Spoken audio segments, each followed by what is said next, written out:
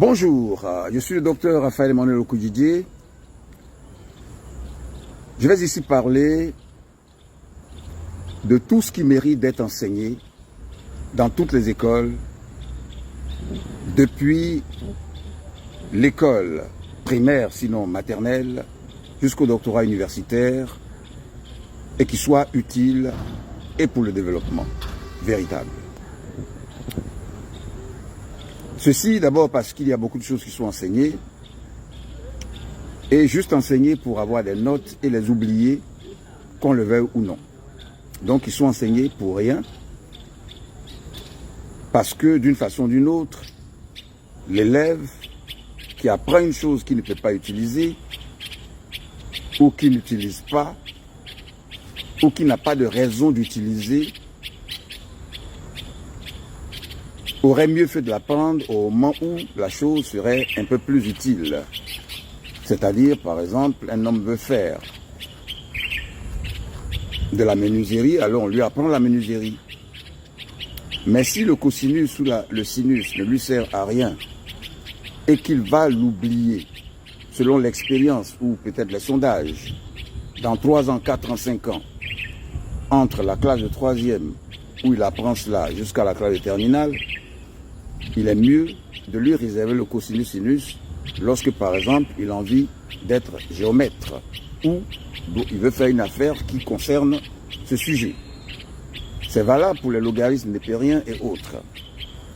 Sinon, si on tient à les enseigner parce qu'on divinise celui qui a mis ça au programme et qu'on croit qu'il est forcément intelligent, alors il faut réduire certaines matières qui sont faites juste pour des notes et puis les oublier, selon l'expérience et les sondages que vous pourrez faire, et selon le souvenir que chacun de vous a de ses cours de 6e, 5e, 4e, jusqu'en terminale, ou de la classe qu'il veut, après 5 ans ou 10 ans, alors qu'il n'a pas oublié ce qui est fondamental, tel que écrire, lire, calculer, compter, parce que ça au moins c'est nécessaire, et certainement qu'il n'a pas oublié le nom d'un comprimé de mal de tête ou de fièvre ou autre, lorsqu'il a au moins déjà 15 ans, ou peut-être 18 ans, parce que ça lui est utile, alors les choses enseignées au programme scolaire. Il y a d'abord, bien sûr, lire, écrire, compter, calculer, qui est la base et qui est vraiment ce qu'on apprend depuis l'école primaire, et qui généralement est la seule chose qui reste en tête, en plus de l'emploi qu'on exerce et ce qu'on utilise de ce qu'on a appris à l'école par rapport à l'emploi qu'on exerce. Et peut-être que les enseignants seuls se souviennent des matières qu'ils enseignent et qu'ils ont eu en classe à apprendre, qu'ils ont appris en classe. Sinon, tous ceux qui font un autre boulot, généralement, ils ne se souviennent que des titres et sous-titres. Et puis, il est évident qu'ils n'ont plus grand souvenir des autres. Et même s'ils en avaient le souvenir, ça ne leur servirait à rien. Et donc,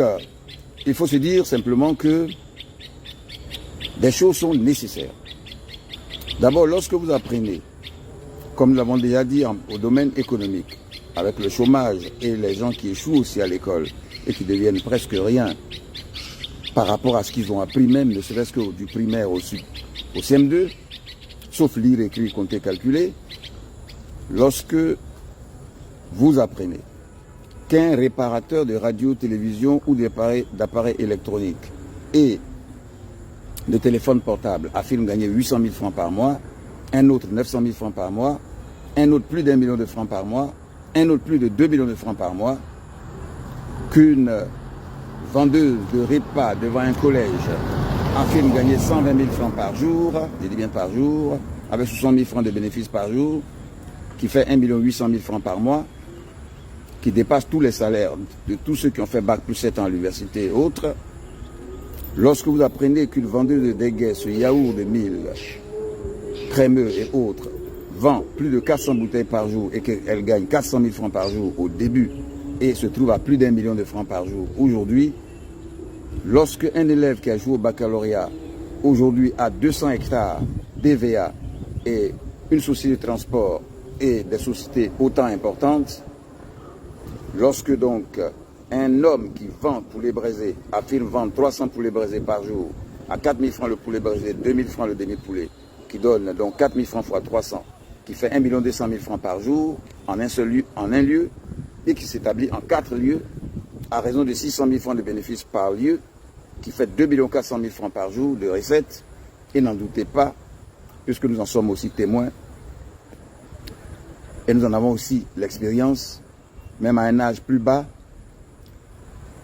Tout ceci montre simplement qu'il faut enseigner tout ce qui enrichit l'homme à l'école, obligatoirement, depuis la maternelle, et précisément au moins le CP1, ou la première classe du primaire, jusqu'au supérieur, où, selon les classes, les choses vont aller aux choses plus complexes, telles que les constructions automobiles, construction des avions, construction aéronautique et autres, avec leur dévi, avec la fabrication des pièces et autres. Non seulement l'apprendre, mais en même temps appliquer la chose apprise. C'est alors que vous verrez,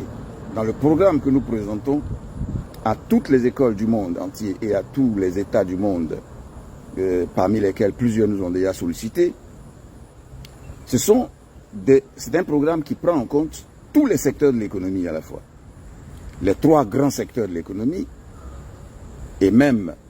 ce qu'on appellerait le 4e grand secteur, donc l'économie du secteur primaire, secondaire, tertiaire et autres, pour parler de tout ce qui est du secteur primaire, agriculture, élevage, pêche et mine, tout ce qui est du domaine nature, production ou extraction ou reproduction du genre, et le domaine secondaire, qui est le domaine des industries et des matières un peu plus techniques, technicistes et technologiques et autres, et le domaine tertiaire, qui est le domaine des services, écoles, banques, assurances, transport et autres. Tous ces secteurs à la fois, avec leur domaine de rentabilité forte, sont au programme et seront enseignés dans toutes les classes, depuis le CP1 jusqu'au supérieur, en faisant en sorte que, à la place des cours de Samori Touré et de Béhanzin, ou de certains cours de l'histoire de Jeanne d'Arc de France, ou autres, où la température, les climats de France et autres, alors qu'on est en Afrique, etc., peuvent être remplacés par ces éléments, ou simplement être réduits à des informations un peu générales. Parce que quand un élève sait qu'un hectare d'arachide fait 6 millions de francs en 4 mois, alors que l'élève qui est à l'école primaire, et j'en connais, s'est déjà amusé à planter des arachides derrière la maison de son père, et même à Abidjan, il y en a plusieurs qui, même en plein de plateaux, plantent quand même certaines choses dans leur cour arrière, ou la cour arrière de quelque chose. Quand il sait qu'il a pu planter des arachides qui ont donné, mais en s'amusant, s'il apprend que ça donne 6 millions de francs en 4 mois, il ne va pas s'amuser dans peu de temps si on lui donnait déjà à s'entraîner à faire 1 mètre sur 1 mètre, c'est-à-dire 1 mètre carré au CP1, 2 mètres carrés, 2 mètres sur 2 mètres au CP2, 3 mètres sur 3 mètres au CE1, jusqu'à ce qu'il soit en 3e, il est déjà à 1 hectare, par manœuvre ou personne ou machine interposée, ou même par lui-même, après 1/4 d'hectare qui donne les moyens de 2 à 3 hectares, et 1 hectare de choux qui donne 10 millions de francs en 3 mois. S'il a pu faire 1/4 d'hectare, il peut être déjà à 2 500 000 ou au moins la moitié. Et ces 2 500 000 ou la moitié peuvent financer 1 hectare ou plus, lesquels 1 hectare donne 10 millions de francs qui font au moins 10 hectares qui donnent 100 millions de francs au 6e mois. Et les 100 millions de francs font 100 hectares qui donnent 1 milliard de francs au 9e mois et 10 milliards de francs au 12e mois, avec la possibilité d'achat de plusieurs quarts de transport, etc. Donc, l'une entreprise se transforme en d'autres entreprises dans leur diversification en s'étendant au monde entier. Les 50 secteurs d'entreprise les plus rentables du monde doivent être enseignés, mais en même temps aussi doivent être enseignés les choses comme la médecine depuis le CP1, parce que déjà, un enfant doit savoir quel est le comprimé contre le mal de tête, contre le mal de ventre, contre la fièvre, contre le palu et autres, y compris aussi même le droit des affaires et simplement le droit pour ne pas commettre des fautes sans savoir que c'est réprimé. Il faut donc enseigner tout ce qui est utile à l'homme et non les choses inutiles